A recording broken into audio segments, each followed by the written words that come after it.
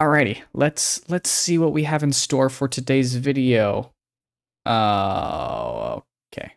So, today's video is on heraldry, the medieval art of classism. The poor people don't have pedigree, they're not allowed to paint silly little pictures on their shields. Heraldry. What is it? What does it do? Why is it? Heraldry. So, heraldry began in the early 12th century when knights began wearing helmets, because helmets covered their faces and people kept stabbing their friends. Oh gosh, I'm sorry, Bob. I didn't realize that was you. You have a nice protective head helmet that covered your face. Oh, it's alright, George. I guess I can just paint myself red and then you'll know that the red one is me.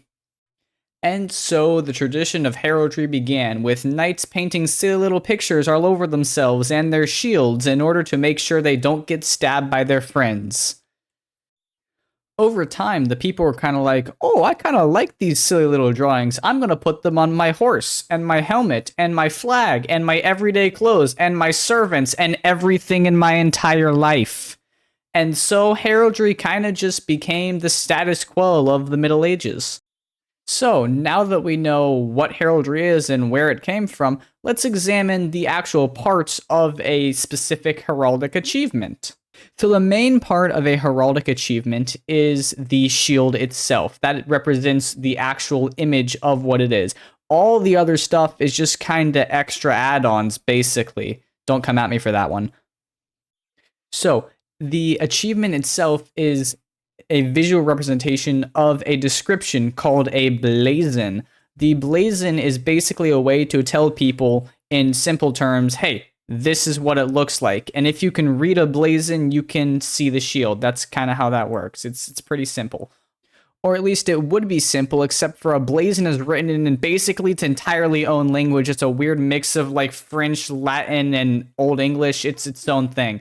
So, simple, except for it's its own language that you have to learn. So, somewhere between simple and incredibly complex.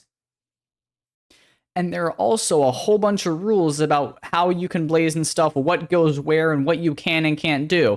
And the best part, heraldry was a thing all over Europe, and everywhere in Europe had their own set of rules. Isn't that fun? This just makes it so easy. But anyway, enough with this rambling rules bullshit. Let's talk about the next part of heraldry, the crest. That is the part that goes on the top of the helmet. It was worn on top of a knight's helmet, on top of a little wreath of cloth called a torse, and there is also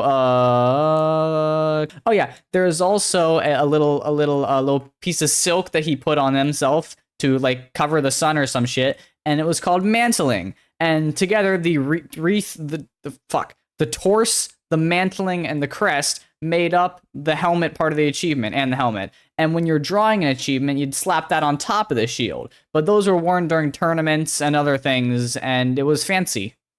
Some parts of heraldry, but not all because it's not confusing at all, also included a part called a badge, which was basically the crest alone, just the crest on a leaf, and also sometimes some certain charges, which are the little pictures that go on shields, which I'll talk about later, on their own as a badge to represent in simple kind of the person. And they usually put them on their objects, their possessions, and their servants to represent, say like, hey, this thing's mine. See, it's got my little picture on it, without having to be the entire full achievement, which was usually complicated, especially the longer and longer heraldry kept going. And some other elements that you got that are completely optional are your motto, a little banner that like says some shit. Your supporters, which are little guys who draw on the side of the shield to hold them up, except for in a lot of cases, you're actually not allowed to have those unless you're nobility, because again, the art of classism. So optional sometimes, not allowed to use them sometimes, depending on what rules you follow, because this is incredibly simple. And then there's also, sometimes you put on a nice little field of flowers so it looks all pretty. And when you slap that all together, you have your entire completed achievement. And you can also put it on a nice little banner of arms. You have your achievement and your badge and your crest and your motto all in one big long banner that you can hold while you're riding your horse through a field of flowers. over time, heraldry became less used for stabbing each other or making sure we don't stab each other, and more used to identify property and class and pedigree and those such things. And thus led the rise of paper heraldry, where heraldry became way too complicated to have any actual use on a field of war, and just became a tool for classism. This is kind of where the idea of quartering and descendants come in, and this also has led to kind of the common perception of a family crest, where the actual heraldic achievement was passed down through family lines in a really complex and unintuitive way. That's kind of dumb. What makes it even more fun is that the way the rules for passing it down were different depending on where you were from. Isn't that just so grand? So let's talk about the actual rules of blazoning and break down the parts of the shield in more detail and talk about the language used. So first off, colors. Colors are a big important part of heraldry. You know, they're your colors. That's what they're called. So color is important. So what are the colors in heraldry? They're not the normal colors. No, they got their own fun names. So there are 5 colors. Red, which isn't called red. It's called gules. Blue or azure, black, which is called sable, green, vert, and purple, pure. I probably butchered all those pronunciations. Anyway, there are also 2 metals, which are gold, ore, and silver, argent, which are often depicted as yellow and white. There are also some other things like furs, which I'm not going to go into because they're kind of lame. Actually, they're kind of cool. But whatever. And there are also some fun rules that have to do with this, which is like you can't put gold on top of silver because you can't see it. You can't put any color on top of a color. That's called the rule of tincture. And then you have to figure out how you want to put your colors on your shield. And you do that by division or partition or whatever the fuck you want to call it. And there are several ways to do it. Maybe you want to have the top one color and the bottom one color. That's called per fess. Maybe you want to have it on a diagonal. That's called per bend. And then you can also change the direction of the bend, but that's other things. Or you want to have it split down the middle, up, down, split in the middle, left, right. That's per pale. Maybe you want like 4 little triangles, like a diamond. It's called per saltire. Maybe you want it like you see those shields where it's like a checkerboard. That's quarterly. Or you want like a big spike at the bottom of your shield. That's per chevron. You can also do some other things like tiered and fess, where it's like 3 lines. Or bari, which is bars, and how many bars. You want checkered? That's checky. You want it to look like it's like fucking woven basket? That's finny. You want it to be like a weird spirally thing? That's gyrony. All sorts of random shit. You can also do sorts of variations, like make it like wavy, or make it spiky, or make it look like it's brick, or all sorts of random shit. I love this. Okay, so now you have your shield colored. You have the colors placed where you want them. Now you got to decorate it. You do that with charges, but there are certain other fancy charges you can use to accent those decorations that are called ordinaries. And you just, slap those on there wherever the fuck you want, basically. So let's go over the basic ordinaries. You got a big bar across the top. We call that a chief. You can just slap a cross in the middle of that. That one's really simple. It's called a cross. But if the cross is diagonal and you want a big X over your damn thing, it's called a saltire. You want a big bar across the middle? That's a fess. You want a big bar down the center going down? That's a pale. If you want a little spiky bar, that's a chevron. If you want an inverted chevron thing at the top of your thing, that's called a pile. And there's a couple other ones. There's also, if you just want to do a little border on there, that's called, guess what? It's a border. It's pretty simple on that one. There are also some other ordinaries like a quarter, which is just a little single square you slap up in one of the corners. You can also put a shield inside of your shield. That's called a fucking escutcheon. I can't pronounce that shit. And some other ones. There's a whole lot. Then you get into your actual charges. This can basically be almost whatever the fuck you want. Just find a little pretty picture, make it look medieval, and slap it on there in whatever color you want. There's a whole bunch of rules for this, but there's a shit ton of these and a shit ton of rules and directions and all sorts of fuck not. So Google it yourself. Thanks. Sometimes people take these silly little pictures and they make a pun out of them with their name. So, like, if your name is, like, Leo, you might put a fucking lion on your thing. And it's like, ha, ha, ha, my name's Leo. Look, there's a lion. That sort of stuff. And that is called canting arms. So, let's talk about how you actually turn into a blazon.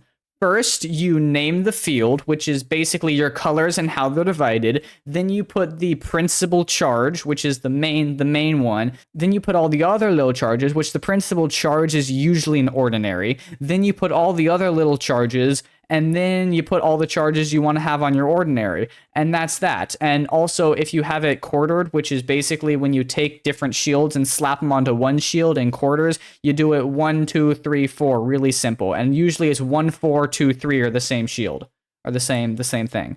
And that's quite simple.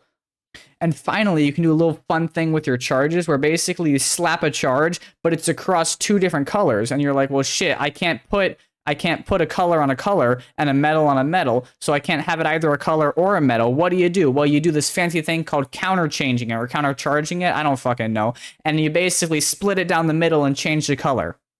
So now that we know all of this amazing information, let's take a look at my personal heraldry, my personal arms, and let's examine it and examine how we would blazon it.